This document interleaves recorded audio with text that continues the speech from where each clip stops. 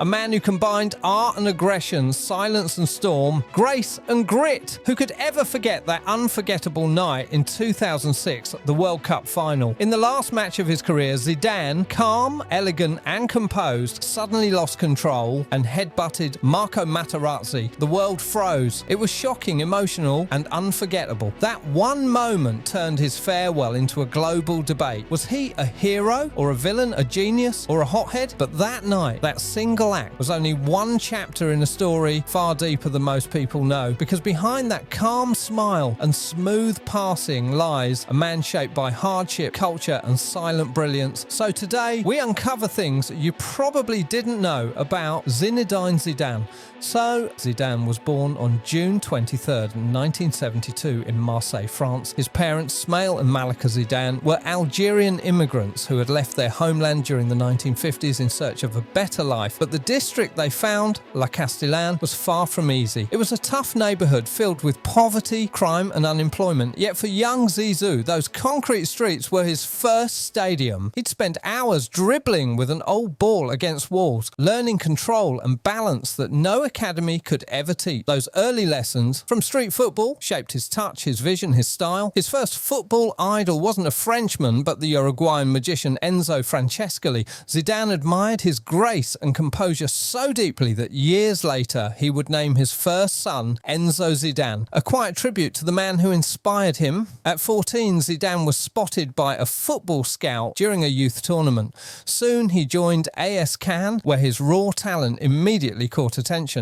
At just 17, he scored his first professional goal, and the club's president famously rewarded him with a car. From there, he moved to Bordeaux, where he truly began to blossom. It was at Bordeaux that Europe started to notice the quiet genius from Marseille. His first touch was silky, his vision unmatched, his calmness under pressure unreal. He wasn't flashy, he was fluent, like the ball, and his feet spoke the same language. If you're enjoying this deep dive into Zidane's life, don't forget to hit that like button. It helps more football fans discover these untold stories. And if you're new here, subscribe to the channel for more powerful stories of football legends. Now, back to Zizou's journey. In 1996, the Italian giants Juventus came calling. Zidane's move to Turin marked the beginning of his dominance. In Italy, where football was tactical, disciplined and ruthless, Zidane's elegance shined brighter. He led Juventus to two Serie A titles, reached two Champions League finals and won the Ballon d'Or in 1998. By then, the world knew Zinedine Zidane wasn't just a player, he was an artist. The year 1998 changed everything.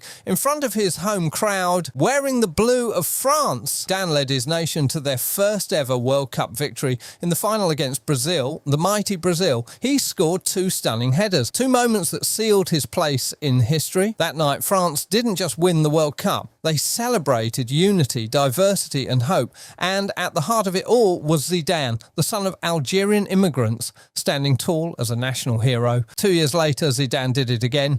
At Euro 2000, he guided France to another triumph, showing complete dominance in midfield. FIFA named him World Player of the Year once again. By now, he wasn't just the best, he was untouchable. In 2001, football's biggest transfer shocked the world. Real Madrid paid a world record €77.5 million to bring Zidane to Spain. That was more than money, it was a statement. And Zidane didn't disappoint. In the 2002 Champions League final against Bayer Leverkusen, he scored one of the most beautiful goals in football history. That left-footed volley, graceful, perfect, unforgettable. It wasn't just a goal, it was poetry in motion. At Madrid, Zidane stood among legends Ronaldo, Figo, Beckham, Roberto Carlos, yet he remained the calmest of them all, leading not with words but with silence, simplicity and genius. 2006, Zidane's final dance. At 34, many thought his time was done, but he came back stronger than ever,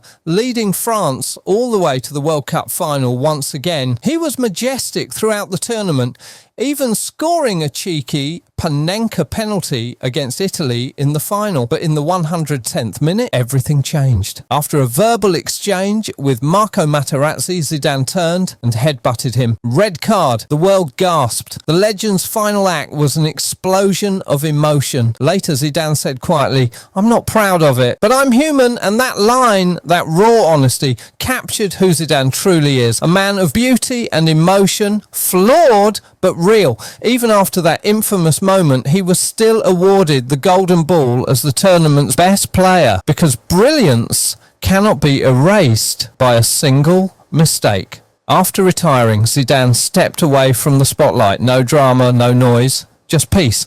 But in 2016, he returned, not as a player, but as Real Madrid's manager. What happened next? Unbelievable. Under his calm leadership, Madrid won 3 consecutive UEFA Champions League titles, something no manager had ever achieved before. His secret wasn't complicated tactics or big speeches. It was respect, belief, and trust. Cristiano Ronaldo once said, "Zidane makes you believe nothing is impossible." And that's exactly what he did. Turned belief into silverware. Away from football, Zidane is the opposite of a superstar. He lives quietly with his wife Veronique, his childhood sweetheart, and their 4 sons, all footballers themselves. He avoids fame, rarely gives interviews, and stays humble. He's fluent in French, Spanish, Arabic and Berber, a symbol of his diverse roots and respect for all cultures. Even after everything, the trophies, the glory, the fame, Zidane simply says, "I'm just a simple man who loves football and family." Zinedine Zidane's story is full of contrasts.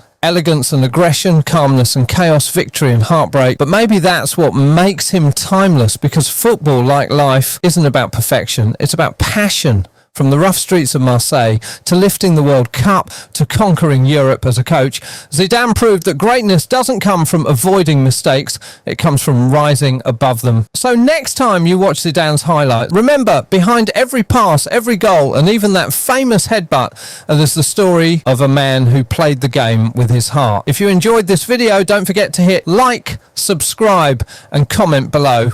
Tell us which Zidane moment is your favourite and who should we cover next on this channel. Until next time, stay passionate, stay curious, and never stop believing in the art of football.